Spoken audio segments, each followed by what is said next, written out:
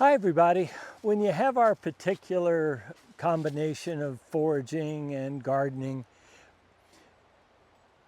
the food starts coming in. Well, the eggs come in about all year round, but the food starts coming in, the other food, about April, and it goes on through November.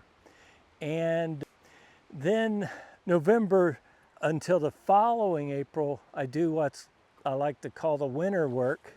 And if you look, this tree here is some winter work. Back behind it, you can see the big green leaves are rhododendron.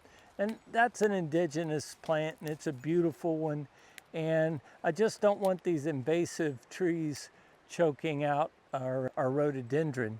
So I need to remove these trees here. And I hate to remove this one because it's got this nice Spanish moss on it, but it needs to be done. If you look over here, this is classic privet tree.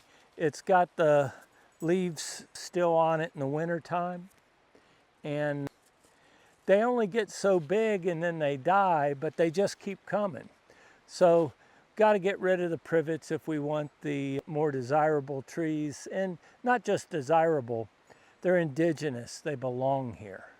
Okay, so come on with me and we'll take a look at what I've done already.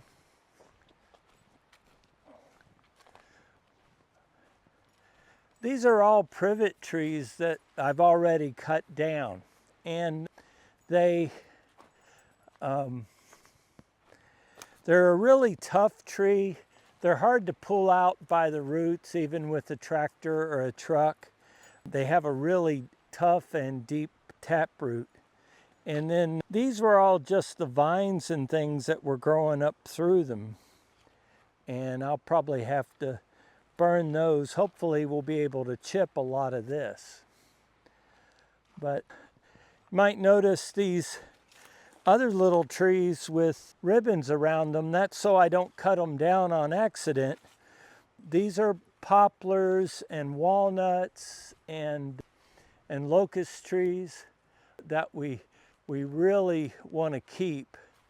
Back in here, we have a lot of these smaller ones you can pull up. This is another privet, and I'm going to go through and pull up a lot of these because it's a lot easier and a lot more effective to pull these little ones up by the root than it is to cut down those really big ones that'll just sprout new branches later. So we'll get as many of these out as we can. And then to try to give, and it's all an attempt to try to give these indigenous trees a fighting chance, because these privets grow faster than anything, and they also die faster. You might notice that we have some blackberries here, and so removing these privets will be a little tougher, but still necessary.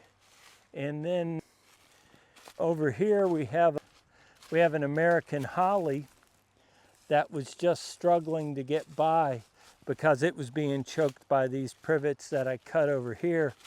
And then here we have another rhododendron, and so we definitely want that one to make it too. Okay, so here's another example of why we don't like the invasive privet trees. Notice how these kind of grow out looking for the sun, and eventually they'll keep growing and actually lop over.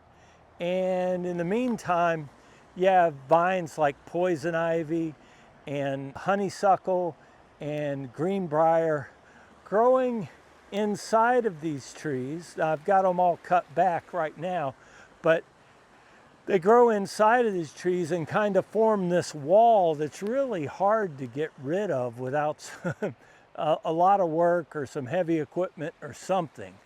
So it's better to get rid of these, sooner rather than later.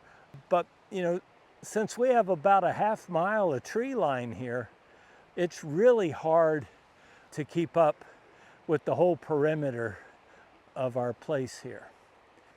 So wish me luck, and thanks for listening.